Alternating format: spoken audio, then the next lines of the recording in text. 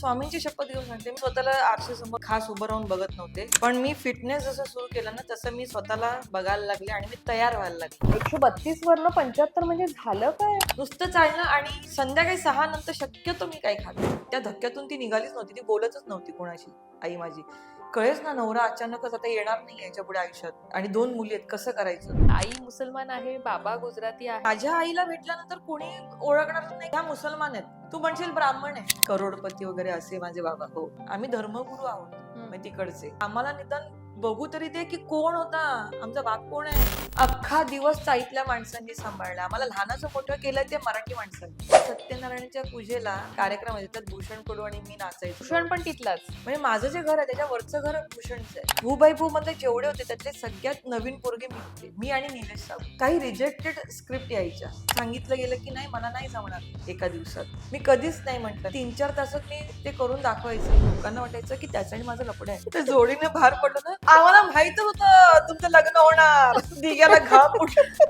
एखादी गोष्ट तू कधी बोलली नाही, कोणावर तरी फार प्रेम आहे 13 वर्षांपासून. एकतर्फी प्रेम आहे एकतर्फी इंडस्ट्रीतलं. इंडस्ट्री. हुबाई भू मध्ये जे एंट्रीला मी नाचत होते ना, ते बघून मला मिलिंद कवडेंनी माझं पहिलं आयटम सॉन्ग दिलंय, बाई जरा जपून दांडा. अजूनही ते गाणं अजूनही? हळदीला. त्या गाण्यामुळे माझं 1.5 ते 2 वर्ष ना घर चाललंय. तर मला काय वाटलं इकडनं पासिंग किंवा काहीतरी कॉमेडी असेल. मी मेकअप करून झोपले आणि सकाळी 3:30-4 वाजता मला उठवलं. मी झोपेत केली आहे माझी ती एंट्री त्या गाण्यात. 25 वर्ष मी स्ट्रगल करते, माझं काही होत नाही. पण तू गुजराती इंडस्ट्रीत का नाही हे करत आहे? तुझ्याकडे तर सरनेम पण आहे सोलंकी. इथे माझी किती ठसली तरी मी राहू शकत नाही. लवकरच काहीतरी नवं करताना दिसणार आहे. परत येईन मी, परत येईन मी, परत येईन. नमस्कार, मी प्रणाली मोरे. अभिजात मराठी फिल्मीच्या मंचावर थेट बोल विषय खोल या आपल्या पॉडकास्ट मध्ये आज आलेली आहे आरती सोळंकी. 2 वर्ष ही मुलगी काय करतीये हा प्रश्न तुम्हा आम्हा सगळ्यांनाच होता. आता आपल्याला वाटलं ही आणखीन किती बारीक होणार आहे, तर हो, ती बारीक झालीये. ते काय कसं अजून किती बारीक झाले हे आपण सगळं बोलणार आहोत, पण ते विषय झाले जुने. आता 2 वर्षानंतर ती आपल्याला नाटकातून भेटायला येते, रंगभूमीवर ती दिसणार आहे आणि 18 वर्षांनी ती स्वतः नाटक करते. म्हणजे बरंच तिच्याजवळ बोलण्यासारखं आहे. ती खूप एक्सायटेड अर्थातच असणार आहे. आरती, तुझं खूप खूप स्वागत. थँक्यू. मी जसं म्हटलं तसं की 2 वर्ष तू काय करतेस, बारीक होतेस वगैरे हे सगळं ठीक आहे, पण पोटापाण्याचं पण आपण बोलतो ना, तेव्हा आरती काय करते दिसत नाहीये. इतके शोज येत आहेत, यातनं दिसत नाहीये, मालिका येत आहेत त्यातनं दिसत नाहीये, सिनेमे येत आहेत त्याच्यातून दिसत नाहीये. आरती अजून किती बारीक होणार आहे आणि नेमकं काय करणार आहे हा प्रश्न होता. पण आता जसं कळलं की तुझं नाटक येतंय आणि सध्या नाटकांची चलती आहे. सिनेमे चालत नाहीयेत पण नाटकं चालतंय. लोक रंगभूमीकडे मोठ्या संख्येने पुन्हा जायला सुगीचे लागले. दिवस आलेत नाटकाला. सुगीचे दिवस नाटकाला आले आणि असं सिनेमांपुढे समोर नाटक असं हो, ह्याने म्हणजे उभं आहे. सिनेमा बघायला लोक जात नाहीयेत, पण 500 रुपये 1000 रुपये देऊन नाटक बघायला नाटक येतात. पाहायला जात आहेत. त्यामुळे नाटकाच्या माध्यमातून रंगभूमीवर तुझं पदार्पण होतंय. 18 वर्षांनी तू नाटक करतेस. 2 वर्षात कामं आली नाही असं नाहीये. डेली सोप मध्ये ते कॅमिओ वगैरे असतात ते आले होते, तर कॅरेक्टर चांगलं नव्हतं. त्यानंतर मध्ये एक सिरियल आली होती. तर सध्या माझी आई पण आजारी असते, तर ते टायमिंग्स वगैरे आपले सकाळी 6:30चा कॉल टाइम वगैरे ते मला जमणार नव्हतं. तर तशी ती सिरियल गेली माझ्या हातून. त्यानंतर सिनेमा आला होता, मला छान सिनेमा आला होता. म्हणजे त्याचा प्रमुख अभिनेता सिद्धार्थ बोडके आहे. हो, आणि प्रोडक्शन चांगलं आहे. देव माणूस ज्यांची फिल्म आहे त्यांची नवीन फिल्म आता येणार आहे, तर त्यांच्याबरोबर मला सिनेमा आला होता. पण ते कॅरेक्टर मला नाही आवडलं. मग मी ते नाही म्हणून सांगितलं. माझं छान एका खूप छान मोठ्या व्यक्तीने नाव सुचवलं होतं आणि त्यांना असं वाटलं होतं की मी खूप छान करेन आणि मलाही माहितीये मी ते खूप छानच केलं असतं. पण मला एक वाटलं होतं की मी जशी बारीक झाली आहे किंवा मी जे 70 किलो वजन कमी केलंय, तर मला असं वाटतं हो झालं. येस, काही मुलाखतींमधनं मी 50 किलो ऐकलं होतं, आता 70 किलो. डायरेक्ट 70 किलो वगैरे वजन कमी झालंय. ग्रेट. तर हो, तर मला असं वाटतं की जर आपली सुरुवातच जिथून झाली आणि शेवटही जर तिथेच होणार असेल, तर याचा अर्थ आपण काही मेहनत घेतलेली नाहीये. बरोबर. तर मला वाटतं की आपण वेगवेगळ्या भूमिका करायला हव्या, प्रयत्न करायला पाहिजे, त्यासाठी स्ट्रगल करायला हवं आणि थांबायला हवं असं मला वाटतं. जर तुम्ही थांबला नाही तर समोरच्यांनाही वाटतं की अरे ही ते करते, तर तेही वेगळा विचार नाही करू शकत आपल्याबद्दल. आणि झालं असं की अचानक मला फोन आलाय, म्हणजे कुमार सोनी यांच्याकडनं नाटकासाठी. तर मला तर आधी खरंच वाटलं नाही की नक्की तेच कुमार सोनू आहेत का. मी जाऊन चेक केलं. हो, मी जाऊन चेक केलं हम्म. फेसबुक आणि याच्यावर जाऊन की नक्की हेच कुमार सोनी आहेत का. हम्म. तर तेच निघाले. आणि त्यांनी मला म्हणजे तू त्यांना पाहिलं नव्हतंस मी आधी? कधीच पाहिलं नव्हतं. मी त्यांचे फक्त फक्त नाव ऐकून. नाटकं पाहिली होती. आणि चंद्रकांत कुलकर्णी, म्हणजे आपले विजय केंकरे, कुमार सोनी, तर हे फक्त ही नाव. नाटकातली अशी नाव आहेत, हा, वजनदार नाव. वजनदार नाव आहेत. आणि त्यातल्या एकाचा मला फोन आलाय. बरं. आणि बरं, आता माझा प्रॉब्लेम असा आहे की माझ्या आईमुळे मला म्हणजे वेळ देता येत नाहीये किंवा मी हा. लवकर येऊ शकत नाही किंवा माझी आई आजारी आहे हा. तर मग पुढे मागे बघा, म्हणजे हा प्रॉब्लेम आहे. तर मी तेही सांगितलं. बरं, त्यांना मी हिम्मत करून हेही सांगितलं की मी 18 वर्ष मी नाटकात काम केलेलं नाहीये. तर सर काय आहे, म्हणजे मी तुझं काम पाहिलंय, तू ये, होईल, काही टेन्शन घेऊ नको. आणि मी खरोखर सांगते प्रणाली, मी सुरुवात केली आणि ती वेगळी स्कूल आहे. मी स्वामींचे आभार मानेन. हम्म. आणि मला वाटतं की त्यांनी मला मला जे हवं होतं, ज्यासाठी मी प्रयत्न करत होते की वेगळं वेगळं मला वेगळं करायचंय.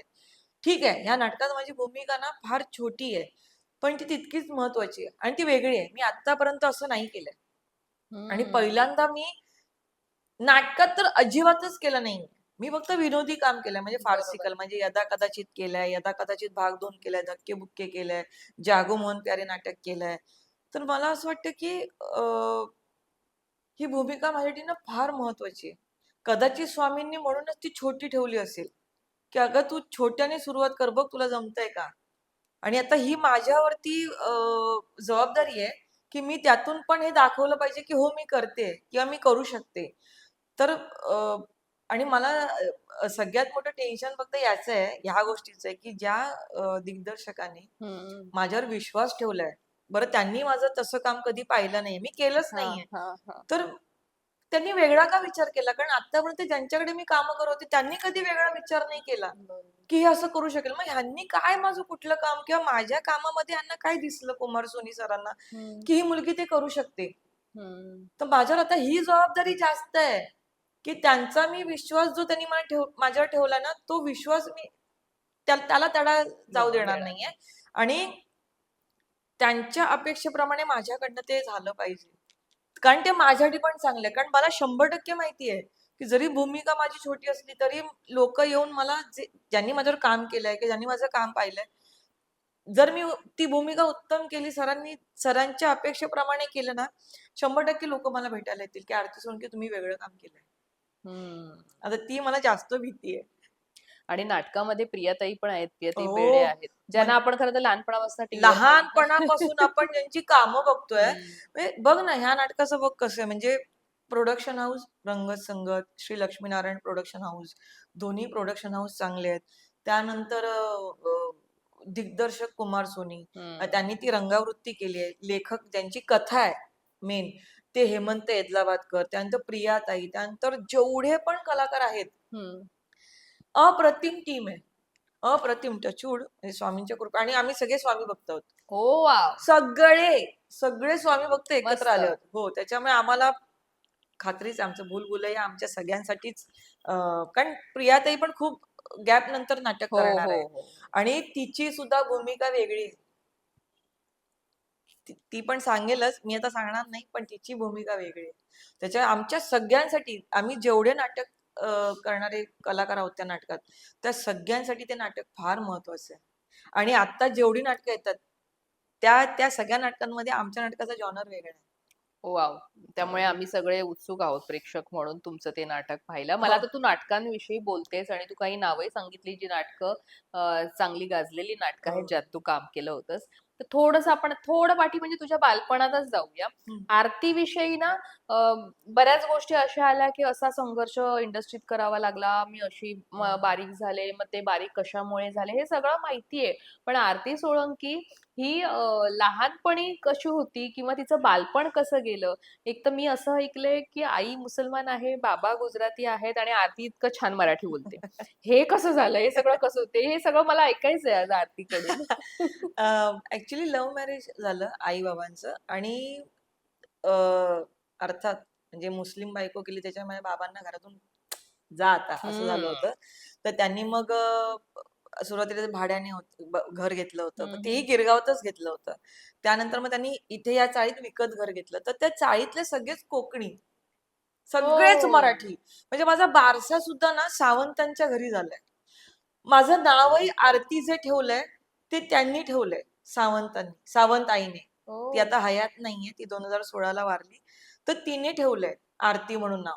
माझ्या बहिणीचं पण नाव, माझ्या मोठ्या बहिणीचं नाव. आमची नावं त्यांनी ठेवली आहे. बारसा आमच्या आजूबाजूला म्हणजे त्यांच्या घरात झालेले आहेत. हम्म. बरं, माझं शिक्षण मराठीतून झालंय. आता ह्या दोघांची गंमत होती आई बाबांची अशी, की बाबा गुजराती, ते गुजराती म्हणजे काठियावाडी गुजराती, हा हा. भावनगरचे. हो. आणि आई मुस्लिम. तर ह्यांना दोघांना कॉमन भाषा कुठल्या येत होत्या, तर हिंदी, किंवा आई माझी सोलापूरच्या, त्याच्यामुळे तिला मराठी येत होतं. मराठी. आणि बाबांना सुद्धा मराठी येत होतं, कारण ते मुंबईत लहानाचे मोठे आले. आता गिरगावात एका चाळीत राहतायत, तर ते कशाला गुजराती आणि हिंदीतून बोलतील? ते हम्म. मराठीतूनच बोलणार ना. बरोबर. बरं, माझ्या आईला भेटल्यानंतर कोणी ओळखणारच नाही की ह्या मुसलमान आहेत. तू म्हणशील ब्राह्मण आहे. अतिशय गोरी गोरी ब्राह्मणांसारखी. हम्म. हा, म्हणजे तिचा लूक बघशील तर ती ब्राह्मणच वाटते, आणि तिच्या बोलण्यात कुठेही सोलापुरी टोन किंवा मुसलमान असं काहीच येणार नाही. बरं, माझं शिक्षण मराठीतून झालंय. आर्यन शाळेतली आहे मी, गिरगावातल्या. हम्म. त्याच्या मला मराठी आलंच पाहिजे. आणि मला सांगावं लागतं की मी गुजराती आहे. ओळखूच शकत नाही कोणी. काय म्हणतेस? हा, मला सांगावं लागतं की मी गुजराती आहे. कारण ना सोळंकी आडनावावर ना एक तर गुजराती असतात, हा, पण पटकन पराठी पण असतील की आपलं, म्हणजे असतात ना आता ऍक्च्युली बऱ्याचशा कसं आहे ना, ते आडनावाची. सोलंकी आहे. मी हा, 10 वेळा लोकांना ते सांगते मराठीमध्ये आपण टिळ, सोळंकी करतो, टिळ. हा सोलंकी. हा, हा. तर ते बऱ्याच प्रोडक्शन हाऊस किंवा नाटकवाले किंवा हम्म. सगळे ना, आता ळ, सोळंकीच झालंय ते. सोळंकीच झालंय हा, ते. त्यामुळे तुला मराठी करून टाकलं लोकांनी. लोकांनी ठरवलं मी मराठी. हो, मी मराठी आहे. आडनावातच बदल करून ते करून टाकलं. आडनावातच बदल करून झाले. पण तुझं अपब्रिंगिंग कसं राहिलंय? कशा पद्धतीने तू वाढलीयेस, लहानाची मोठी झालीयेस, बालपणात कसं होतं बालपण? कशा अ, पद्धतीनं ते तू वाढलीयेस? कसं आहे की बाबांची घरची परिस्थिती खूपच चांगली, म्हणजे करोडपती वगैरे असे माझे बाबा. हो. हं? हा, म्हणजे ते आहे जरा वेगळंच प्रस्थ आणि असे ते होते. आणि पण ते त्यांना माझ्या आईबरोबर लग्न केल्यानंतर ना, त्यांना घरातून बाहेर काढलं होतं. हं, मग चाळीत आले ते राहायला आई हं, बाबा, आणि मग आम्ही दोघी झालो हं. बहिणी. मग 3-3.5 वर्षांची असताना बाबा म्हणजे एकदा गावी गेले होते, तर मग तिकडे काहीतरी प्रॉब्लेम झाला. मग त्यांना सांगितलं की अं, घरामध्ये बाटलेलं कोणीतरी आहे, त्याच्यामुळे प्रॉब्लेम सुरू होत आहेत. असं ओह! धार्मिक कारण निघालं खूप मोठं. मग तिथेच बाबांना सांगितलं की हं. त्यांना बाहेर काढावं लागेल आपल्या समाजातून किंवा ह्याच्यातून. अच्छा. तर तिथल्या तिथे असं ठरलं की वेगळं. माझ्या आई बाबांचा काही डिवोर्स झाला नाहीये किंवा भांडण झालं नाहीये हं, किंवा काहीच झालं नाहीये. म्हणजे जे इतर होतात ना वेगळे, त्या काय काय हं. लफडी होतात, तसं काहीच झालं नाहीये. माझ्या बाबांचं हे दुसरं लग्न आहे.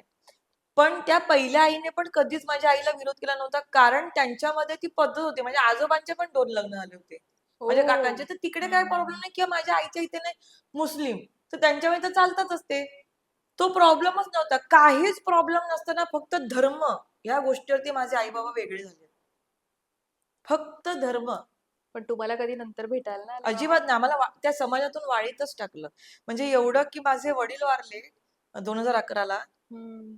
मला तर आठवत पण नाही ते, म्हणजे काहीच आठवणी तू नाहीयेत. गेली नव्हतीस? तुला कळलं? तर मी दौऱ्यावरून आले होते. मी आणि दिगंबर नाईकने खूप मोठा दौरा केला होता 8-10 दिवसांचा. आणि त्या दौऱ्यावरून मी आले होते, आणि दुपारी मी जेवले आणि मला फोन आला. मी झोपले होते, की बाबा गेले. तर पहिलं तर माझं असं झालं, की कोण बाबा गेले? कोण? कोण बाबा? अगं, तुझे बाबा गेले. तर मी म्हटलं, आई समोर होती. तर मी म्हटलं, की मला कळेच ना, मी सांगू कसं? तर मी म्हटलं, एक मिनिट मी तुम्हाला फोन करते." त्यांच्याकडून मला फोन आला. ते इन्स्पेक्टर आहेत. हं. त्यांच्याकडून मला फोन आला होता. तर मी बाहेर गेले आणि मग बहिणीला फोन केला. तर बहिणीला फोन केला तर ती तिथेच कोलॅप्स झाली होती, की बाबा गेले इथे. मी म्हटलं, "मी सांगू शकत नाही आईला ही गोष्ट. मला ती नाही हँडल करता येणार." मग तिने येऊन आईला सांगितलं. बरं, मी आणि माझ्या बहिणीने तोपर्यंत तिथे फोन केला होता, भावनगर तिकडे आम्ही कॉन्टॅक्ट केला अच्छा, ते होता. तिथे राहायचे तेव्हापासून. त्यांनी संन्यास घेतला. जसे वेगळे झाले ना, त्यांनी नंतर लग्न वगैरे नाही केलं. त्यांचं ऑलरेडी पहिली एक होती. माझी आई दुसरी आहे ना. हां. जेव्हा वेगळं केलं त्याच वेळेला माझ्या बाबांनी संन्यास घेतला होता. ते आमचं मंदिर आहे स्वतःचं देवीचं. हं, हं, हं. आम्ही धर्मगुरू आहोत, हं, म्हणजे तिकडचे, हं. भावनगरचे. तर त्यांनी संन्यास घेतला. ते संन्यासी होते. ते म्हणाले मला हेही नको आणि तेही नको. मी संन्यास घेतो. ते संन्यासी झाले होते. तिथे बाबांनी संन्यास घेतला. इथे माझ्या आईने काही दुसरं लग्न केलं नाही, काही नाही. ते तसं झालं. मग तिकडे आम्ही त्यांना फोन केला, की आम्हाला निदान बघू तरी दे, की कोण होता? आमचा बाप कोण आहे? हो. आमचे वडील कोण आहे? निदान तू आम्हाला पाहिलंच नाहीयेस म्हणजे तुला लक्षात पण मला नाही बाबा? लक्षातच नाही. मी 3.5 वर्षांची होते. काय लक्षात राहणार? चेहराच लक्षात नाही. चेहरा माझ्या डोळ्यात अश्रू पण नाही आले. मी काय आठवण काढून अश्रू येणार आहेत? आठवणीच नाहीये ज्या माणसाची आपल्या बरोबर. मला रडूच नाही आलं. मी खोटं नाही बोलणार आणि मला ते खोटं नाही रडता-बिडता येत. म्हणजे मी अशी आहे ना, की आपलं रोजचं येणारं मांजरीचं पिल्लू किंवा हं. कुत्रा मांजर असेल ते गेल्यानंतर पण आपल्याला रडू येतं. पण माझे वडील गेले त्यानंतर मला रडू नाही आलं कारण माझी काही आठवणच नाहीये. आणि त्यांनी सांगितलं, की "नाही आम्ही केलंय. तुम्ही येऊ नका." आणि नंतर असं कळलं, की त्यांनी दुसऱ्या दिवशी कारण ते संन्यासी आणि असे धर्मगुरू आणि असे होते. तर जवळ-जवळ 1.5 ते 2 लाख माणसं आली होती माझ्या वडिलांच्या अंत्यसंस्काराला. खूप चांगल्या पद्धतीने अंत्यसंस्कार केले होते. मग तुम्हाला आम्हाला येऊ नाही, दिलं नाही. नाही, नाही. येऊ नाही दिलं त्यांनी आम्हाला. बापरे! हां. पण असे कुठलेच कायदेशीर प्रूफ नाहीत, की उद्या तू जाऊन म्हणू हो. शकतेस? आहेत नाहीयेत तुमच्याकडे? आहेतच, पण मी इतकं सांगितलं का ते सगळं वेगळे असताना. प्रस्थ आहेत. हं. त्याच्यामुळे माझी आई त्यांच्याशी भांडू नाही शकली. की एका वकिलाने पण सांगितलं होतं, हं. की "अरे एवढं मोठं हे आहे, तर हां. हक्क-बिक्क." तर आई म्हणाली, "तुम्हाला माहिती आहे का ते प्रस्थ किंवा ते काय त्यांचं कुटुंब आहे, कुठल्या लेव्हलचं आहे? कशाला तुम्ही? मला माझ्या 2 मुलींना घेऊन पण जगायचंय." आई-बाबांची भेट झाली कुठे? आई ॲक्चुअली झालं मुंबईमध्येच की काय कशी काय म्हणजे? ॲक्चुअली नाही, आई सोलापूरची आहे माझी आणि माझी आई हां. प्रचंड देखणी आहे. आणि हां. त्यावेळेला तर ती इतकी देखणी होती म्हणतात, म्हणजे चाळीतली माणसंही म्हणतात, की "तुझी आई प्रचंड देखणी." तर झालं असं, की यांचं लग्न वगैरे झालं होतं बाबांचं आणि कुलाव्याला माझी मावशीकडे माझी आई आली होती. का? तर गावी कोणीतरी पाटील म्हणत होता, ज्याची ऑलरेडी 3 लग्न झाली होती, की मला हिच्यावर 4थं लग्न हां. करायचंय. म्हणून माझ्या आईला इथे मुंबईत पाठवलं होतं. हो. आणि तर इथे ती राहायला आली होती मावशीकडे, मग तिच्या बहिणीकडे आणि तिथेच बाबांचं गोडाऊन का काहीतरी होतं. त्याच ठिकाणी. तिकडे यांची नजरानजर झाली आणि मावशी-बिवशीला कोणालाच माहित नव्हतं. कारण ते प्रस्थच वेगळे असल्यामुळे त्यांच्यावर कोणी बोलायचं नाही, काही नाही. पण मग तसं मग त्यांचं तिकडे जुळलं आणि लग्न झाल्यानंतर बाबांनी सांगितलं, की माझं असं-असं आहे. कारण तेव्हा काय असं सोशल मीडिया वगैरे नव्हतं. अच्छा, आधी सांगितलं नव्हतं लग्न होईपर्यंत की माझं नाही लग्न सांगितलं होतं. होणार आहे. पण नंतर त्यांनी सांगितलं. सांगितलं. इव्हन माझ्या पहिल्या आईला पण. पण माझे बाबा इतके क्लिअर होते ना, की त्यांनी सांगितलं दोघींना बसवूनच म्हणजे छान व्यवस्थित, की माझ्या पहिल्या आईला सांगितलं, की "तू माझं प्रेम नाहीयेस. ह्यांनी माझं लग्न लावून दिलंय तुझ्यावर. पण याचा अर्थ असा नाही होणार, की मी तुला वेगळं काहीतरी हे करेन किंवा मी तुला हं. सोडून देईन किंवा मला तुझ्याबद्दल आता काही वाटत नाही. पण हे जे मी लग्न केलं हे माझं प्रेम आहे." त्याच्यामुळे आणि तुला मी खरोखर सांगते म्हणजे हे चाळीतली माणसं पण म्हणतात आणि सगळे लोकं म्हणतात, की माझ्या बाबांनी जसं हँडल केलंय, ह्या लोकांनी जे पाहिलंय, तसं कुठलाही माणूस करू शकत नाही. दोन्ही बायका माझी आई आणि ती आई एकत्र राहायचे गावी. हो. आणि माझी आई सांगते म्हणजे आम्हाला कधी-कधी राग येतो ना. आपण हे बघतो ना, की पहिल्या हिने काहीतरी लोचा केला असेल ना, पहिल्या हं. बायकोने किंवा हं, हं. तर माझ्या आईने सांगितलं, की आयुष्यात कधीही तुझ्या बाबांनाही दोष द्यायचा नाही आणि पहिल्या बायकोलाही त्यांच्या दोष द्यायचा नाही. हं. कारण ते दोघंही चांगले आहेत. ती उलट माझ्या आईचे लाड करायची अगदी लहान बहिणीसारखी. माझी हो. मोठी आई ती पण वारली 2 वर्षांपूर्वी. तर आई म्हणते, की ही लहान माझी आई वयाने तिच्यापेक्षा. हं. तर ती दागिने वगैरे देणार, "हे घाल, हे चांगलं वाटेल. हे हो. घाल, हे कर." पण पूर्वी असं होतं ना, दोघींना का पण आणि बॅलन्स ठेवायचे. बॅलन्स म्हणजे अगदी आता ते आता खूपच आतल्या गोष्टी आहेत, की समजा लग्न वगैरे असेल हं. कुटुंबामध्ये वगैरे, तर हं. माझी मोठी आई सांगायची, की "तू छान दिसतेस, तू जा त्यांच्याबरोबर. मी तुला साडी वगैरे देते." मग ती तयार करायची माझ्या आईला. आई सांगते माझी. त्याच्यामुळे माझी आई ना कधीच आम्हाला असं नाही म्हणाली, की त्यांच्याकडून काहीतरी प्रॉब्लेम आहे. हं. माझे आई-बाबा जे वेगळं झाले ते फक्त धार्मिक कारण आहे. धर्म, हिंदू, मुसलमान. फक्त धर्मामुळे माझे आई-बाबा वेगळे झाले. आणि तू कधी भेटणं झालं नाही त्यांच्या निधनाच्या फक्त दिवशी मला येऊन असं गेला नाही वाटतं की आम्हाला राग फक्त एवढा आहे की निदान मला बघू तरी द्यायचं होतं यार, त्या की माझे लोकांनी. वडील कोण आहेत, तो हम्म. माणूस कसा दिसत होता हे तरी मला बघू द्या. बरं ते गेल्यानंतर काय आम्ही सांगणार आहे का की बाबा आम्हाला प्रॉपर्टी द्या तुमचं एवढं आहे? असं कोण करेल? एवढी बरोबर. वर्ष नाही, एवढी वर्ष माझी आई गेली नाही त्यांच्यापर्यंत. ते तसं झालं. पण मी तो सांगू ना, आम्ही जे लहानाचे मोठे झालो, मी आणि माझी बहीण, त्याचं पूर्ण श्रेय ना माझ्या आईला. चाळीवरती चाळीला. आहे. हम्म. ती आई आहे, ती तिच्या मुलींना मोठं करणारच आहे. बरोबर. पण ती सकाळी जायची कुलाब्याला, ससून टॉकला जी काम करायला तिने सुरुवात केलं होतं, ती बिचारी संध्याकाळी रात्री वगैरे यायची तिकडनं हम्म. कामावरून. हम्म. अख्खा दिवस चाळीतल्या माणसांनी सांभाळला. आम्हाला लहानाचं मोठं केलं ते मराठी माणसांनी. हम्म. आज जे माझी बहीण किंवा मी, आमच्यामध्ये जी मराठी संस्कृती दिसते किंवा गुजराती आणि मुसलमान हे कुठूनच आम्हाला दिसत नाहीच. नाही. हो. कोणाला दिसत नाही. आमच्यामध्ये ते नाहीच आहे. तर ते फक्त ह्या चाळीतल्या लोकांमुळे झालंय. हम्म. आणि अशी लोक मिळणं आयुष्यात खूप खरं खूप तर खूप कठीण आहे, म्हणजे खूप कठीण आहे. कठीण आहे. तुला माहितीये म्हणूनच ना सगळ्यांना असं वाटतं की चाळीतून असं मोठं म्हणजे घरात जावं किंवा मलाही वाटतं नाही असं नाही, ते घर पुरत नाही म्हणून. हम्म. पण मला ना खूप कठीणही वाटतंय की आम्ही ना कसे जाणार? गेलो तरी आम्हाला ती फार कठीण जाणार कठीण आहे. असतं कारण ब्लॉक सिस्टीम आणि मोठ्या घरांमध्ये आत्ता तुमची पण माझी कोणी बघतही नाही ढुकून बघत आहे. बाजूच्या घरात काय झालंय. आत्ता पण मी जे रिहर्सलला वगैरे येते किंवा आईला जे सोडून जाते, ते माझ्या चाळीच्या माणसांच्या जीवावर सोडून येते. बरोबर. असं झालंय माझं लहानपण. पण मराठी शाळेत शिक्षण हे ते. हम्म. आमचं शिक्षण पण कुठे गिरगाव मध्येच शिक्षण झालं हां, ना तुझं. आर्यन शाळेत. म्हणजे ओके. ज्या शाळेत भरत दाभोळकर म्हणा किंवा मला वाटतं ॲडव्होकेट उज्ज्वल निकम पण आमच्याच शाळेतले. अच्छा. उषा नाडकर्णी, आऊ ओ. त्या शाळेत. आणि भूषण कॉलेज. कडू. कॉलेज कॉलेज माझं सिद्धार्थ. सिद्धार्थ कॉलेज. सिद्धार्थ ओके. कॉलेजची. हम्म. कॉलेजमधून सुरुवात झाली. आणि नेमकी एकतर मला ना तू उत्तम इतकी डान्स करतेस तर मला असं वाटलं की आधी तुला हा प्रश्न करावा की आधी ऍक्टिंग सुरू झाली की आधी डान्स सुरू झाला आणि डान्सचं शिक्षण प्रॉपर घेतलेस कारण जे नाचतेस ते पाहून असं वाटतं की हिने काहीतरी हे शिकलेलं आहे म्हणजे इतक्या बिट्सने तू नाचतेस तर मला त्याच्याविषयी सांगशील की सुरुवात ही नेमकी बालपणातच कळलं होतं हे बाळकडू तिथेच मिळालं आणि ते कसं काय म्हणजे कसं जुळून आलं. कसं आहे तुला सांगते मी. एक तर मी गिरगावातल्या चाळीत राहणारी पोरगी आहे. तर आमच्या इथे कच्ची नावाचा प्रकार आहे. हम्म. म्हणजे काही सण असेल तर कच्ची वाजवतात. बरोबर की नाही? हा. तर त्यात नाचून नाचून त्यानंतर सत्यनारायणच्या पूजेला हम्म. कार्यक्रम आहे. त्यात भूषण कडू आणि मी नाचायचो, डान्स बिन्स अच्छा करायचो. भूषण पण तिथलाच. भूषण माझ्याच चाळीतला. हो. म्हणजे माझं जे घर आहे त्याच्या वरचं घर भूषणचं आहे. अच्छा. हा म्हणजे अजूनही की आता आता आता नाही, आता नाही तो आता तो शिफ्ट झाला. भांडुपला तिथे. कुठेतरी असतो. हा. तर म्हणजे माझा जन्म त्याच्या समोरचा झाला. म्हणजे त्याच्या समोर झालेला. मला लहानपणी असं उचलून वगैरे ओ. खेळलाय वगैरे तो असं. तो माझ्यापेक्षा मोठा 8-9 वर्षांनी. तर मी आणि भूषण आम्ही दोघेही लग्न असेल, सत्यनारायणची पूजा असेल, काही असेल, होळी असेल, हे तर आमच्याकडे कच्ची असतेच गिरगावात. अजूनही गिरगावात हम्म. कच्चीच. हम्म. तर त्याच्यात नाचून नाचून मी कुठेही शिकले नाहीये. मला आठवतंय मी 3.5-4 वर्षांची होते. हम्म. त्याला अप्पू राजा म्हणून सिनेमा आला होता हो. कमल हसनचा. कमल हसन. त्यातलं गाणं होतं, आया हे राजा आया लोगो हे रे लोगो. राजा. म्हणजे तो रेकॉर्ड आतापर्यंत कोणी तोडला नाही. हे तू भूषण कडूला पण विचारू शकतेस. मी हम्म. लहान होते, 3.5-4 वर्षांची होते त्यावेळेला आणि माझा डान्स बसवला होता आणि ते वाघाचे सगळे कपडे वगैरे घातले होते, शेपूट वगैरे सगळं हा. आणि ना मी झोपले. कारण माझा डान्स आहे ना यायला 3:30-4 वाजले पहाटे. हम्म. मी झोपेत नाचले आणि त्या त्या डान्सला ना 9 वेळा वन्स मोर आला होता. 9 वेळा आणि इमॅजिन कर त्यावेळेला मी आत्ता 42 वर्षांची आहे. म्हणजे त्यावेळेला 4 वर्ष म्हणजे 38 वर्षांपूर्वीचं हे.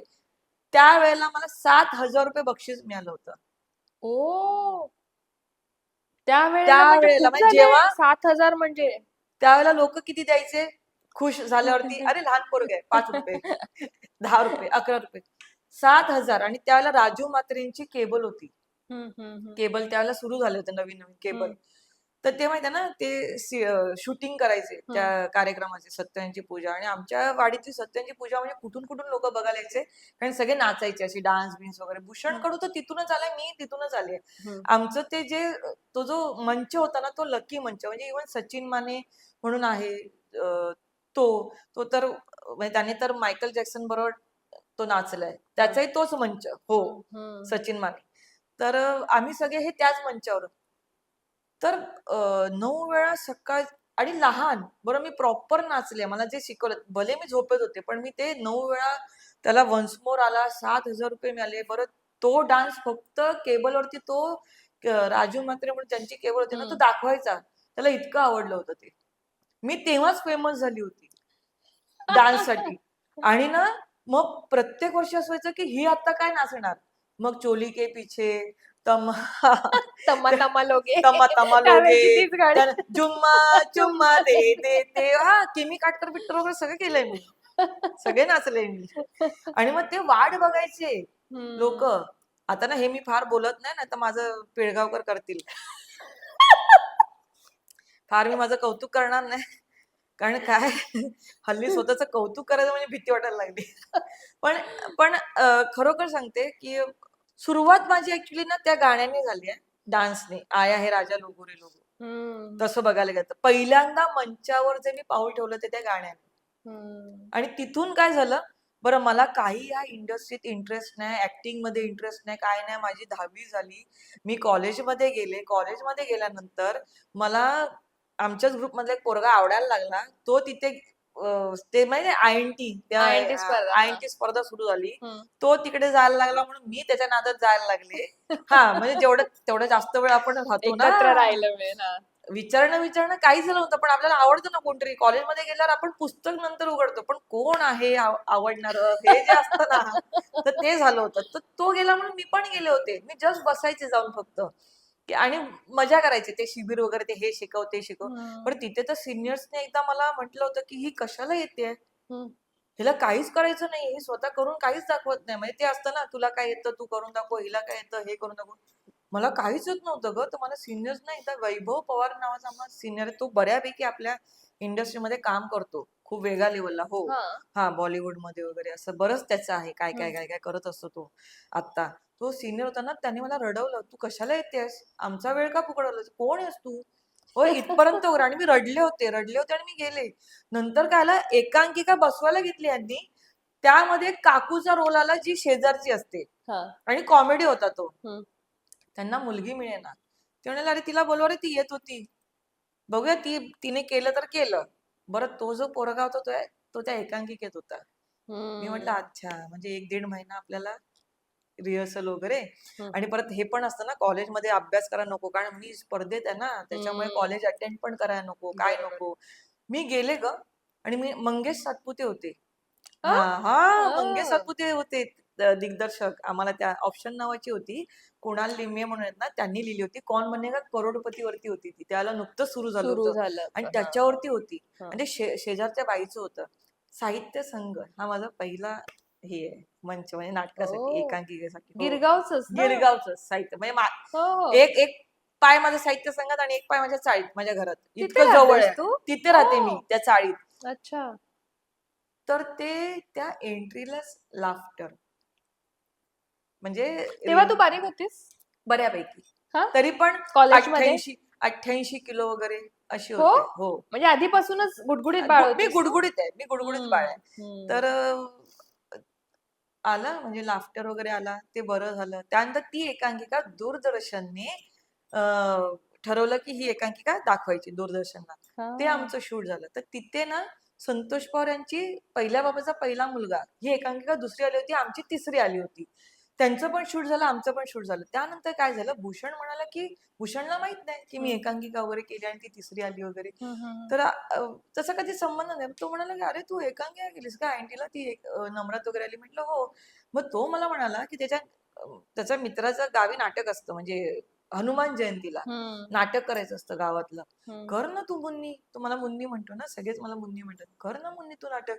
म्हटलं अरे पण मला काही येत नाही. कर ग तू करशील, मी आहे ना. तो दिग्दर्शक. हम्म. आणि ते आम्ही नाटक केलं. त्या नाटकामध्ये सिरियस काम होतं आणि त्यात मी लाफ्टर काढले. तो मला ओरडला वगैरे ती गोष्ट वेगळी, पण त्याला कळलं की ह्याच्यामध्ये ह्युमर आहे.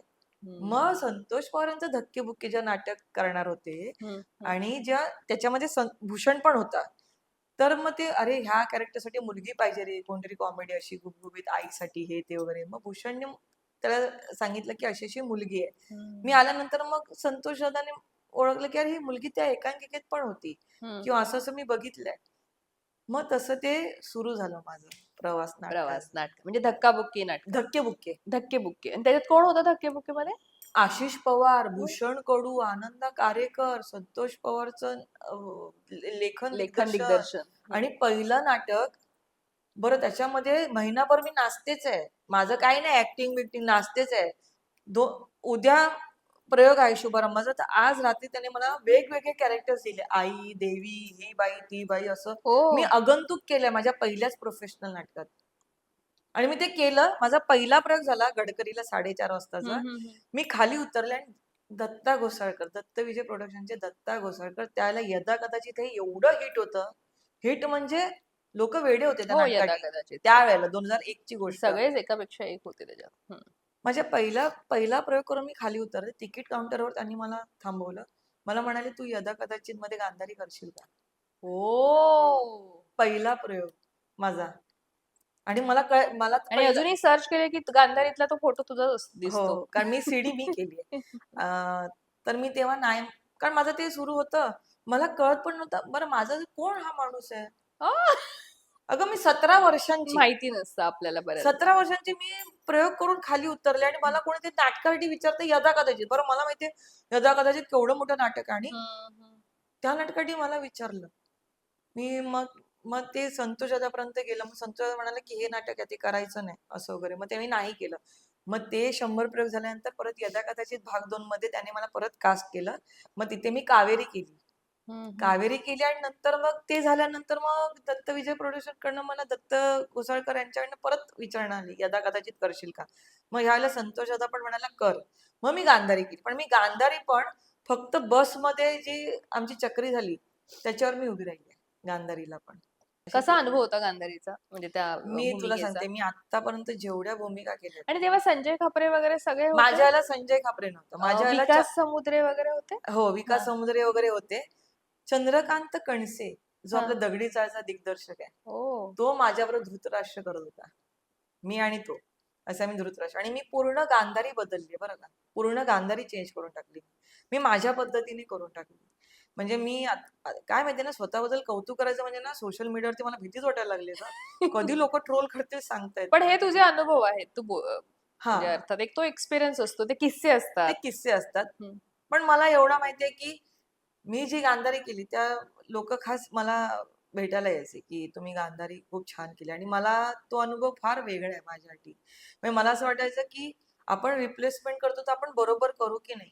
पण मी जेवढ्या थिएटरमध्ये केलंय ना, त्या थिएटरचे जे महत्वाची जी माणसं असतात, जे सेवक असतात तिथले, किंवा जे रोजचं ज्यांनी बघितलं नाटक, तेही मला येऊन म्हणाले की आरती तू छान करतेस गांधारी. तर गांधारी माझ्या ना इथे, मला गांधारी भूमिका मी आयुष्यात कधी विसरू शकत नाही. जागो मोहन पण तू केलेस? मी जागोमन सिद्धार्थ जाधव. प्यारेमध्ये ती पण रिप्लेसमेंट केली आहे. आधी कोण होतं त्याच्यामध्ये? आधी क्षितिजोग यांची आई होती. ओके. त्या करायच्या ऍक्च्युअली मेन त्या आहेत. हा, पण त्यांनी सोडल्यानंतर अजून एक कोणतरी होते. त्यानंतर मी केले. मी 200 वगैरे प्रयोग केले. 200 250. अच्छा, तुझ्या वयापेक्षा मोठ्या भूमिका केल्यास का तू अगं मी नाटकांमध्ये? 25 वर्षाची होती तेव्हा मी विजय गोखलेंच्या आईचा रोल केला. विजय गोखलेंच्या आईचा? येस, family.com नावाची दूरदर्शनला एक सिरियल लागायची डेली सोप. तर त्याच्यात मी विजय गोखलेंच्या आईचा रोल केलाय, आजी. हो. मी सगळ्या प्रकारचे कॅरेक्टर्स केले, सगळ्या प्रकारचे. मी ह्या सगळ्यामध्ये तू आता अभिनय क्षेत्राकडे तुझा कल दिसला, आईचा किती हे होता म्हणजे सपोर्ट, की आई घाबरायची का, नको बाबा आम्ही तिघीच आहोत, बायका पुरुष नाहीये घरामध्ये, तू बाई या क्षेत्रात नको जाऊ, हे असं काही होतं का घरात? हो, म्हणजे काय म्हणायची? भिकेचे लक्षण आहेत किंवा हो. आणि दुसरं म्हणजे ना, माझ्या आईने मला हे म्हटलेलं आहे. म्हणजे हे तिने फार, आणि बरं केलं तिने मला हे सांगून ठेवलं की मी जेव्हा ती एकांकिका केली त्यानंतर भूषणचं नाटक केलं तिथपर्यंत ठीक होतं. पण जेव्हा मी धक्केबुक्के केलं आणि नंतर ते प्रयोग सुरू झाले आणि मग माझं लक्ष लागेना कॉलेज आणि हे ते, माझी 12वी राहिली आहे धक्केबुक्केमुळे. कारण मी फॉर्म भरला नाही, जो आपला असतो ना प्रिलिमचा वगैरे, फॉर्म भरला नाही. त्याच्यामुळे मला 12वी करताच आली नाहीये. मी परीक्षा दिली नाहीये 12वीची. अच्छा, मी वर्षभर गेले पण मी परीक्षा देऊ शकले नाही, कारण ज्या दिवशी लास्ट 12वी शिकलीये. मी 12वी शिकले. मी 12 हो, म्हणजे जे अभ्यास केलाय. अभ्यास केलेला. मग नाही, आणि मग त्याचा अभिमान आहे. जेवढी मोठी मोठी माणसं आहेत, त्यांनी फक्त 12वीच केली आहे असं म्हणायला हरकत नाही. हो. त्याच्यामुळे मी मी पण 12वी त्यासाठीच केली आहे. मला मोठं बॉलिवूड व्हायचंय. मध्ये बघशील तर सुपरस्टार 6वी 7वी असे पण शिकलेले आहेत हा काही ठीक आहे काही. ना, मी 12वी पर्यंत मग शिक्षण तरी भरपूर घेतलंय. भरपूर हो. खूप खूप झालं ते. तर तिला असं कळलं की आता हिची लक्षणं ना हीच आहेत. तर तिने मला सांगितलं, पहिली गोष्ट तिने मला सांगितली की जे प्रेक्षक म्हणून तिने मला सांगितलं, जे प्रेक्षकही म्हणतात की फिल्म इंडस्ट्री म्हणजे दिसणं, तुमचं वागणं, तुमचं हम्म, राहणं. हम्म. आणि मुलींसाठी तर असं म्हटलं जातं की ते वाईटच आहे. ते केल्याशिवाय तुम्हाला कामं मिळत नाही. हे एक आधी असतो त्यांचं लूक, म्हणजे त्यांचे हे विचार हे असतात. तर माझ्या आईचे पण सेम विचार. अगं तिकडे काय होणार आहे? तू दिसत पण नाहीस चांगली. तुला फिगर पण नाहीये. तू दिसत पण नाहीस चांगली. तू काय आहे? तुला कोण काम देणार आहे? तू नको तुझं आयुष्य हे करूस. तू शिक्षण घे. आणि माझी आई तिथे काम करत होती ना त्या ऑफिसमध्ये, म्हणजे माझी आई ते नाही का असतात, म्हणजे चहा देणं, चहा बनवणं, हा, हे तेवढं तर ऍडमिन हा थोडक्यात हा, सगळी तर ती हेच. तसं करायची. हम्म, काही तास ती ते करायची, त्यानंतर ती मच्छीच्या कामासाठी जायची. हम्म, तर ती होती कंपनी कावसजी बेहरामजी, पारसी कंपनी होती ती. हम्म, हम्म, तर 10वी झाल्यानंतर ती मला घेऊन गेली होती. ते मॅडम होत्या. तर त्या मॅडमनी मला सांगितलं होतं, 12वी पर्यंत शिक्षण घे, हम्म, त्यानंतर तू ऑफिसला ये. तुला आम्ही सगळं शिकवतो, कम्प्युटर वगैरे सगळं सगळं शिकवतो. हम्म, तुला आम्ही पगार वगैरे व्यवस्थित देईन. तुझ्या आईला तू घरी बसवायचं. एवढ्यापर्यंत हम्म, ठरलं होतं. 10वीला मी गेले होते तेव्हा भेटायला. हम्म.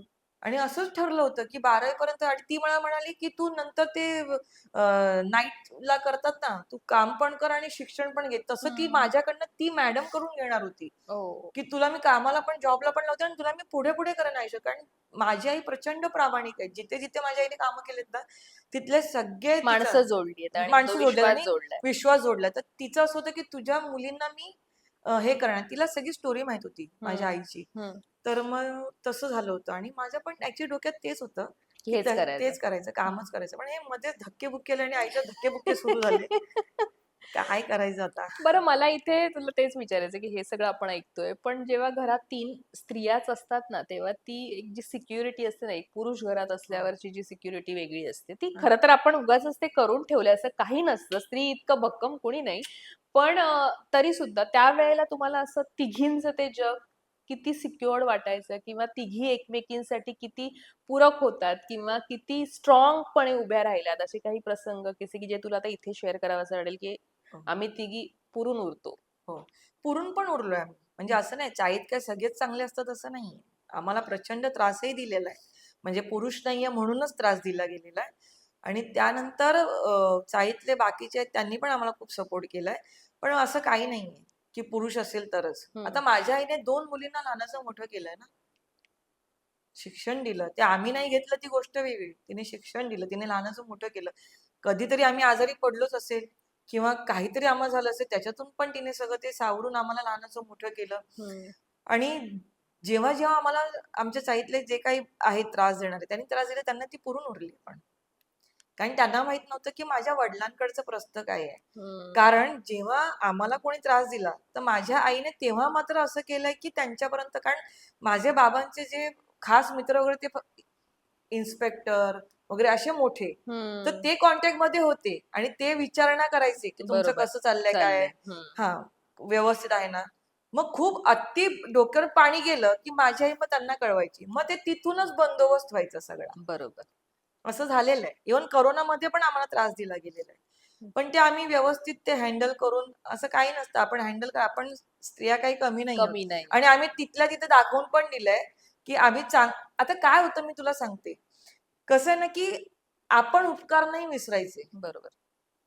पण आपण उपकार केला म्हणून त्याचा फायदाही घ्यायचा नाही. तो कधी कधी ना फायदा घेतला जातो. बरोबर. मग आपण दाखवून द्यायचं की आम्हाला तुमच्या उपकारांची जाणीव आहे, पण तुम्ही आमचा फायदा घेऊ नका. मग इथे माझी आई ऍक्च्युली खूप स्ट्रॉंग वुमन आहे. खूपच, मी तर म्हणेन. आता माझ्या आईने आम्हाला इतकी सूट दिली होती ना, अशी सूट दिली नव्हती काहीतरी फालतू चाळे करा, पण अशी सूट दिली होती ना, कारण तिने स्वतः लव्ह मॅरेज केलं होतं. त्याच्यामुळे तुम्ही लव्ह मॅरेज करायचं नाही, प्रेम करायचं नाही, असं नाही तसं नाही, अजिबात नाही, कधीच नाही. किंवा बाकीच्या पण गोष्टी आहेत ज्या आपण फ्रीली करतो. तुम्ही मला कुठूनही असं कळतं कामा नये की तुम्ही कुठे फालतूगिरी बाहेर केली आहे. हम्म. ते नाही करायचं. माझ्या बहिणीला पण सांगितलं होतं प्रेमात पडल्यानंतर, रडत यायचं नाही घरी. मी गेले का रडत माझ्या घरी? बरोबर. हां, ती मी हँडल केलं मी सगळं. हँडल केलं की नाही तसं माझ्याकडे रडत यायचं नाही. ते तुमचं आयुष्य, तुझं बघ. मलाही तेच सांगितलं. माझी आई तर इतकी फ्री आहे की माझ्या मैत्रिणींना जेवढं माझं काही माहित नसेल लफडी, तेवढं माझ्या आईला माहिती हो. मी खरोखर सांगते, म्हणजे आता पॉडकास्टमध्ये बोलायला काय हरकत आहे, पण मला असं वाटतं की प्रत्येक आई-बाबांनी इतकं फ्रीली राहावं. माझ्या आईला कळलं की मी दारू पिते, म्हणजे बाहेर छान असं वगैरे. तिने मला विचारलं म्हणजे की इंडस्ट्री झाल्यानंतर की आधी? आधी पण आधी. असं काही नाहीये. माझ्या घरचं वातावरण तेवढं फ्री आहे. पण तिला कळलं तर तिने मला तेव्हाच सांगितलं, की जे काही करायचं ते आपण घरात आणि शिस्तीत करूया.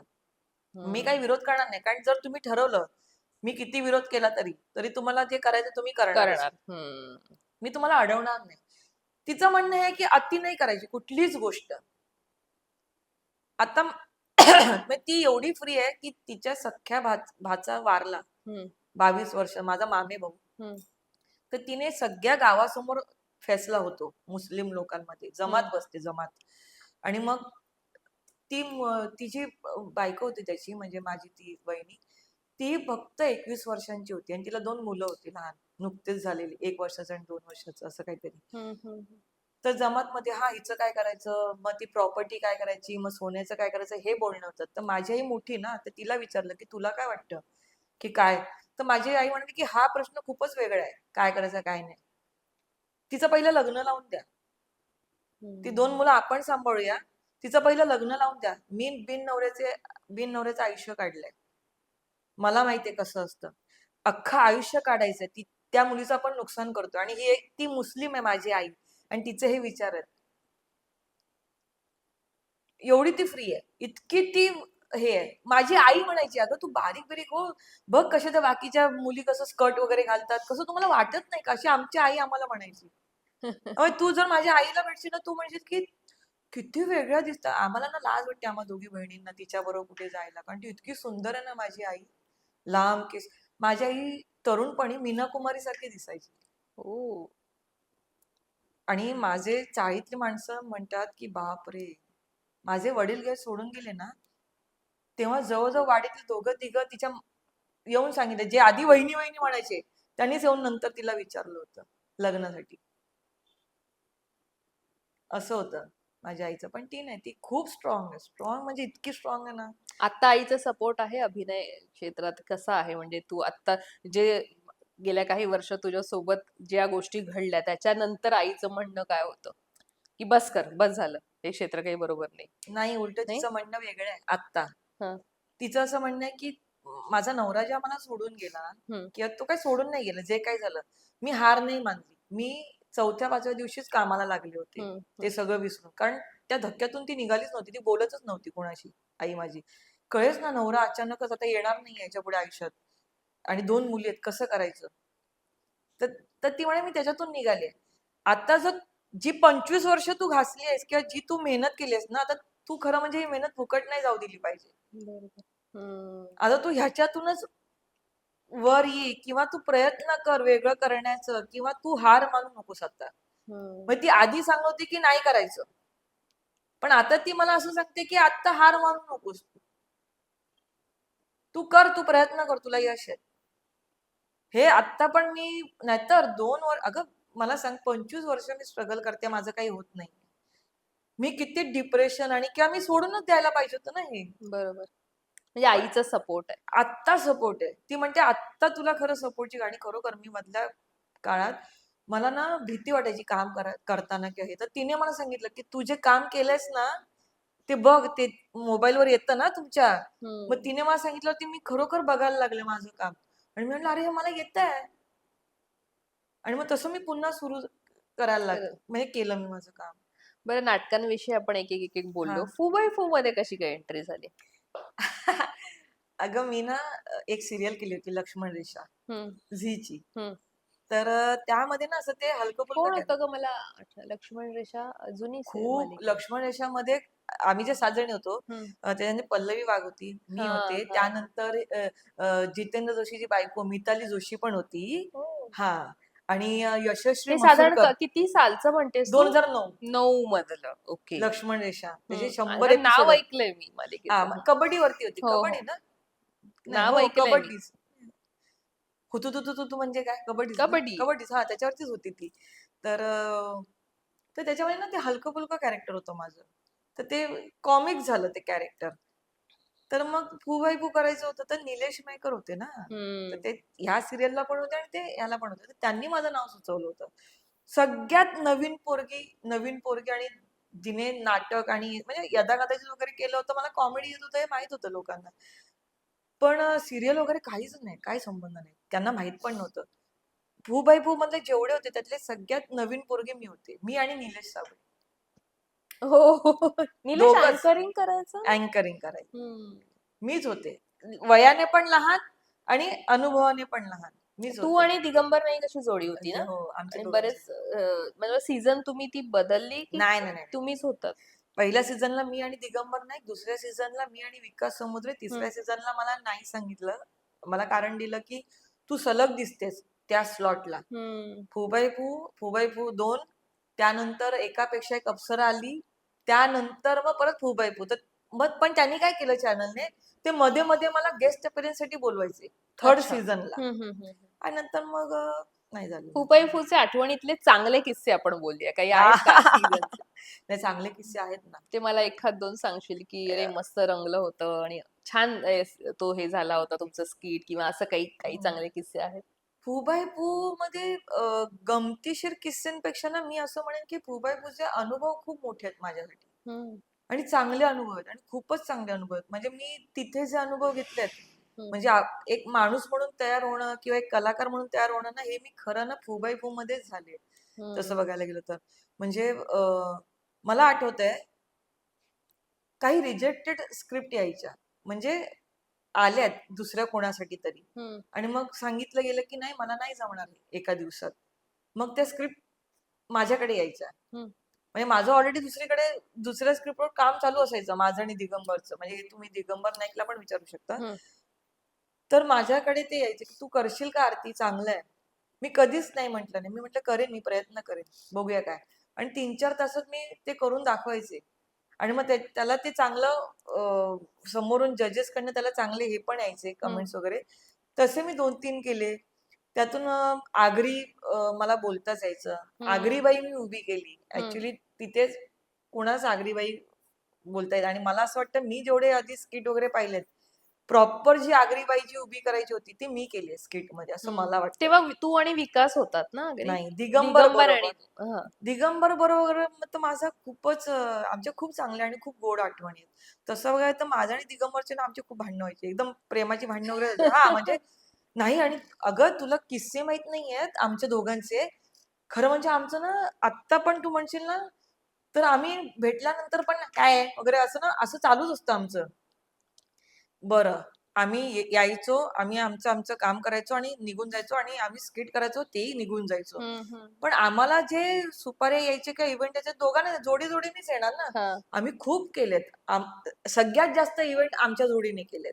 अच्छा. सुपाऱ्या वगैरे. हो, आम्हाला त्यावेळेला खूप जण बोलवायचे. हम्म. तर लोकांनी माहितीये का, लोकांना वाटायचं की त्याचं आणि माझं लफडं आहे. इंडस्ट्री मधल्या म्हणजे लोकांनी दिगंबरचं आणि तुझं माझं इंडस्ट्री काम बघून आमचं दोघांचं तुमचं एवढं कसं काय म्हणजे गोड म्हणजे काम होतं. तुमचं हे ट्युनिंग आणि ट्युनिंग एकत्र तू आताही बघशील तर आमचं ट्युनिंग असं कळेल की अरे आमचं लपडच आहे. तर बरं एक तर किस्सा असा आहे जिथे ना दिगंबरला घाम फुटला होता. मी आणि दिग्या इथे चाललो होतो शिर्डीच्या पुढे. हम्म. तिथे आमचा इव्हेंट होता. तर दिग्याची खूपच ओळख ना सगळीकडेच. हम्म. तर दिग्या म्हणाला शिर्डीला जाऊया आपण जाता. मी म्हटलं हो चल शिर्डीला जाऊया. तर आम्ही ना ते आम्हाला घ्यायला आले हम्म. आणि त्यावेळेला कसं आम्हाला लोक ओळखत बिळकत होते ग त्या होते हा. बाउन्सर आणि ते हम्म. आणले वगैरे आम्ही गेलो आतमध्ये. तर आम्ही जायच्या आधी त्या समाधीवरती ना ते बाबांची जी समाधी आहे त्याच्यावरती ना कुठलं ते जोडपं आलं असेल त्यांनी ते हे ठेवले असतील गुच्छ ते हम्म. पिवळ्या रंगाचे सेम गुच्छ ठेवले असतील हा आणि हा. हारबीर घातलेले असतील मोठे. हम्म. आम्ही दोघं गेले तर त्या गुरुजींनी आम्हाला ते 2 गुच्छ दिले हम्म. आणि हार दिले. आता ते काय हार आपण ह्याच्या धरून घेणार आहे गळ्यात स्वतःच्या बाबांचे हम्म. हार आणि गुच्छ असं घेऊन ना आम्ही बाहेर पडलो ग. तर तिथे आलं लक्षात माझ्या काय झालं असेल. मला दिग्याच आठवतोय घाम फुटलेला. मी आणि दिग्या असे ना जोडीनेच बाहेर पडणार ना, आता तिकडनं त्या दरवाजातून मागे पुढे कसं काय होणार.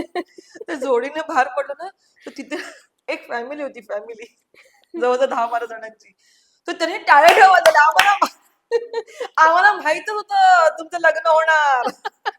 आणि ना दिग्याला घाम फुटला. आई ग, म्हणजे मला तर तिथे, मी तर तिथेच गेले होते. तर नाही, आणि दिग्याकडे बघितलं, दिग्याला पूर्ण घाम. हो नाही, काय आमचं तो नाही. मॅरिड होता त्यावेळेला ना. दिग्या मॅरी, हो, अगं मुलं तेच दिग्याला. बोलते. मग अजूनच. दिग्याचा घाम फुटला. बरं तुला माहितीये का, मी लक्ष्मी वर्सेस सरस्वती करत होते डेली हम्म, सोप, हम्म, संजीवनी जाधव आणि मी. हम्म. तिनेही मला एकदा विचारलं, आरती तुला मी एक विचारू का? मी ना विचार ना. आता तिचं आणि माझं खूपच खास आहे, म्हणजे ती हम्म. खूप चांगल्या ह्याने, की एक असतं ना की मोठी आहे मी, किंवा तर लग्न झालेलं आहे किंवा हे. तर मला म्हणाली की मला असं कळलंय की 4x4 मध्ये तुझं काहीतरी. म्हणतात दिग्या, हा, आता तू ताई बरोबर बरी आहेस ना? मी आता फोन करतो, उचलणार पण नाही तो फोन. म्हटलं एवढं आहे आमचं, आम्ही फक्त कामापुरती बोलतो. आत्ताही आम्ही फक्त कामापुरती बोलतो, पण बऱ्याच लोक, अगं गडकरीला आम्ही एका इव्हेंटला गेलो होतो ना. आता मला सांग, बॅकस्टेजला ज्या समोर स्टेजवरती कार्यक्रम चालू असतो, लाईट चालू असतो, बॅकस्टेजला अंधार असतो हम्म, त्या हम्म, पॅसेज मध्ये. हम्म, त्या कार्यक्रमानंतर आमचं स्किट होतं, तर आम्ही बोलत होतो, बोलत हम्म. म्हणजे चक्री मारत होतो असं उभं राहून. तिथे येऊन एकाने आम्हाला, तुम्ही लग्न कधी करणार, एवढं. पण मला ना ह्याच्यातून मला ना एक तर हसू येतं, आणि दुसरं म्हणजे असं वाटतं की अरे वा, इतकी आमची जोडी छान जोडी वाटते, म्हणजे छान. आमचे विचार तर अजिबात पटत नाहीत दोघांचे. बरोबर. बरं आम्ही फार काही फोनवर किंवा कधी भेटत होतो, कामाशिवाय एकही दिवस आम्ही मेसेज पण केला नसेल एकमेकांना, आमचं पटायचंच नाही, पटतच नव्हतं आमचं, माझं आणि दिग्याचं. तरी लोकांना असं वाटत होतं की त्याच्याने माझं लफड आहे. बरं मला काम ह्याच्यातून बघून. मला काही फरक पडत नव्हता, पण हम्म. दिग्याला घाम फुटायचा. दिग्याला घाम फुटायचा, मी स्वतः पाहिलंय. दिग्याचं टेन्शन, शिर्डीला तर दिग्या गेलाच होता, फुल घामाघूम. बरं आणखीन फुबाई फू झालं, पण फुबाई फूने तुला एक नाव दिलं.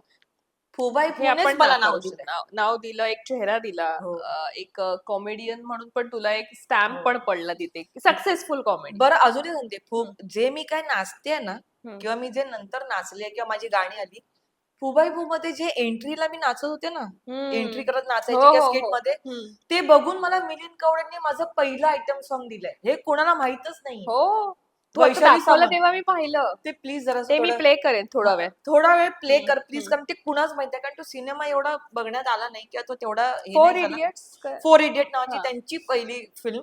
आणि मला त्या माणसाचं इतकं कौतुक वाटलं, मी पहिल्यांदा गेले तर मला वाटलं की कॅरेक्टर साठी बोलवलं असेल. ते म्हणे तुला आयटम सॉन्ग करायचं, तर मला वाटलं बरं आता काय असतं माहितीये ना, डिरेक्टर त्याच्या बोलतोय, आधी तू कधीच केलं नव्हतंस असं काही. कधीच नाही. किंवा आयटम सॉन्ग म्हटलं की ती नाचणारी अशी एक हा, छान. तर मला वाटलं की हा मला का पटवायचं म्हणतो, मी तर दिसायला सुंदर पण नाहीये. दिग्दर्शक असं असतात ना, आपल्याला काही हम्म, दिग्दर्शक म्हणजे असे असतात, तर मी म्हटलं की हा एवढं का मला खुश करतोय की तुला आयटम सॉन्ग, आणि हम्म, काही बघण्यासारखं पण नाहीये माझ्याकडे. म्हटलं हम्म. सर नक्की आयटम सॉन्ग. हो, मला असं दाखवायचं, कारण तू जे नाचते स्किट मध्ये जे नाचतो, तर तू जर गाणं केलं तर काय होईल, आणि आपण ते विनोदी पद्धतीने करणार. तू नाचताना आयटम सॉन्ग सारखीच नाचणार आहेस, हम्म, आयटम गर्ल सारखी. हम्म. पण जे चौघं येतात 4 इडियट, बरं त्याच्यामध्ये कोण, भरत जाधव, सिद्धार्थ सिद्धार्थ जाधव, जाधव. बरं ते दोघं जे होते ते नवीन, हम्म, तर ते येतात, आणि त्यांचा पोपट होतो की अरे आम्ही आलो होतो आयटम गर्ल बघायला, आणि ही कोण नाचते. हम्म.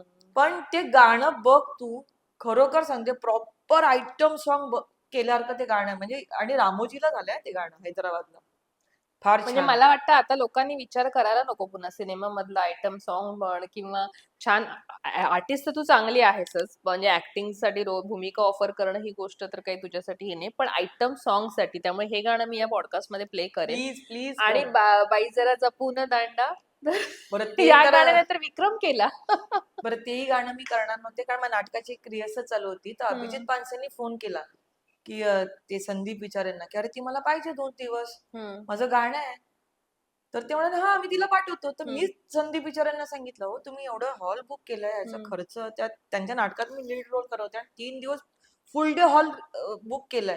तर मला ते खूप ऑड वाटत होतं आणि मला काय वाटलं फक्त कॉमेडीसाठी बोलवलं असेल ग, हम्म. गाणं परफॉर्म करायचं हे मला माहित नव्हतं. हम्म. तर मी तिकडे गेल्यानंतर मी मेकअप करून झोपले आणि सकाळी 3:30-4 वाजता मला उठवलं की चल खाली ये, गाणं शूट म्हणजे तुझं करायचंय. तर मला काय वाटलं इकडनं पासिंग तिकडनं पासिंग किंवा काहीतरी कॉमेडी असेल.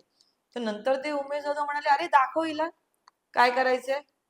तर तिने दाखवलं. म्हणलं परफॉर्म करायचंय सकाळी 4:30 वाजता वगैरे. मी झोपेत केली आहे माझी ती एंट्री त्या गाण्यातली जपून दांडाधर मधली. काय बोलतेस? मी झोपलेली आता मी बघेन पुन्हा ते गाणं. मी झोपलेली पाहिलं आहेस पण आता त्या अनुषंगाने बघेन. तू म्हणतेस ते. 2 कडी त्या पहाटे केली. हम्म. मग ती एंट्री झाली माझी त्या गाण्यातली. हम्म. त्यानंतर दुसऱ्या दिवशी रात्री मग ते पुढचे दोन कडी काय अंतरे काय म्हणतात ते अच्छा. झाले. काही ते गाण्याचा संबंध नाही. पण तुला माहितीये मी मेकअप करत असताना खाली गाणं लागलं ना पहिल्यांदा शिट्टी वाजली. हम्म. मी त्याच वेळेला मेकअप रूम मध्ये जेवढे होते त्यांना सांगितलं हे गाणं पुढचे 15-20 वर्ष हलत नाही. हळदीचं गाणं आहे. हो, हो, हो. अजूनही ते गाणं हळदीला. अजूनही वाजतं. बरं त्या गाण्यामुळे माझं 1.5 ते 2 वर्ष ना घर चाललंय. बरं त्याच गाण्याचा एक किस्सा मी सांगते. ज्याला आम्ही निघालो होतो, सातपाटीला शूट झालं. आम्ही निघालो होतो त्याला मी झोपले होते. तर रमेश चांदणे त्या सिनेमात काम करतो. माझा मित्र आम्ही एकत्र यदा कदाचित मध्ये होतो. तर सगळ्यांना विचारणं आली अरे तू काय करतोय, तू काय करतेस, हे काय करते. तर असं कोणीतरी म्हटलं की ह्या गाण्यामध्ये जी सुंदर दिसणारी मुलगी आहे ना ती मी करते. ऍक्च्युली ते 2 आहेत ना त्याच्यामध्ये. सुंदर दिसणारी मुलगी आहे ना ती मी करते. तर मग रमेशने मला विचारलं तू काय करते. त्या गाण्यात जी घाणेरडी दिसणारी पोरगी आहे ना ती मी करते. पण दिसलीस तूच. हा ते स्वामी आहेत ते बघतात. आणि मी बोलले त्याला ती घाणेरडी दिसणारी पोरगी आहे ना ती मी आहे. बरं आपल्या इंडस्ट्रीतल्या बाकीच्या प्रवासाबद्दल तर खूप तुझं तू बोललेली आहेस. आपण खूप चांगल्या चांगल्या गप्पा मारत आहोत. त्यामुळे आता या नोटवर मला तुला विचारायला आवडेल की आता मी असं ऐकलंय तुझ्याकडनंच नकळतपणे की 70 किलो वजन कमी झालंय आणि यापुढेही तुझा काहीतरी मानस आहे की कशी फिटनेस तुला करायची आहे. तर त्याविषयी सांगशील कारण हे एक लोकांसाठी उत्तम उदाहरण आहे की 132 किलो वरनं आता किती आहे? आता ऍक्च्युली तुला सांगू ना 68 वगैरे मी कमी केलं होतं आणि पुन्हा आता माझं 68 पण नाही 67 आणि पुन्हा आता काय झालंय की माझ्या थोडंफार नाटकाच्या नाटकाच्या रिहर्सलमुळे. रिहर्सल चालायला मिळत नाही त्याच्यामुळे अगं थोडं तरी पण 132 वरनं 75 म्हणजे झालं काय? जवळ किती अर्ध वजन कमी केलं. किलो वजन कमी केलंय. पण त्याला 5 वर्ष मी मेहनत घेतली. नुसतं चाललं ना? नुसतं चालणं आणि मी संध्याकाळी 6 नंतर शक्यतो मी काही खात नाही. अगदीच भूक लागली तर माझं ठरलेलं आहे एक तर पाणीपुरी किंवा सँडविच हे असं माझं ठरलेलं हलकं फुलकं. पण तेही नाहीच म्हणजे मी तर 9 वाजता झोपतेच. हे माझं रुटीन आहे. तर त्याच्यामुळे झालं आणि मला आता मी एवढं कमी केल्यानंतर मला काहीतरी वेगळं करून दाखवायचंय. त्यासाठी माझे प्रयत्न चालू आहेत. आणि लवकरच काहीतरी नवं करताना दिसणार आहे. मी आता सांगणार नाही पण आहाहा. आमच्या इथे ती नक्कीच काही दिवसांनी पुन्हा मी दिसेल. येईन पुन्हा मी त्याच्यासाठी. परत येईन मी परत येईन मी परत येईन. बरं आता थोडेसे प्रश्न असे हा. वेगळे. तुमच्याबद्दल म्हणजे तुझ्याबद्दल लोकांनी केलेला सर्वात मोठा गैरसमज कोणता? क्विक उत्तर द्यायचे. मी खूप माजुरडी आहे. हो? हो वाटत नाही. आहे. म्हणजे मी त्रास देत नाही. म्हणजे माझा माज हा समोरच्याच्या वागण्यावरतीच आहे. आहे. समोरचा हा. कसा वागतो? समोरचा कसा वागतो त्याच्यावर. एखादी गोष्ट जी तुला ओपनली बोलायची होती पण तू कधी बोलली नाहीस आतापर्यंत. हा माझं कोणावर तरी फार प्रेम आहे 13 वर्षांपासून. तिथे मी फार रिॲक्ट नाही झाले त्याच्यावर. हा कारण कारण काही संबंध नाही किंवा काही होणार एकतर्फी प्रेम आहे. एकतर्फी इंडस्ट्रीतलं. इंडस्ट्रीत. सक्सेस साठी तुला कधी सॅक्रिफाईस करावं लागलंय का सक्सेस मिळवण्यासाठी इंडस्ट्रीतली? अजिबात नाही. प्रश्नच नाही. मला आतापर्यंत जी कामं मिळाली आहेत ती सगळी कामावरती काम बघून मिळालेली.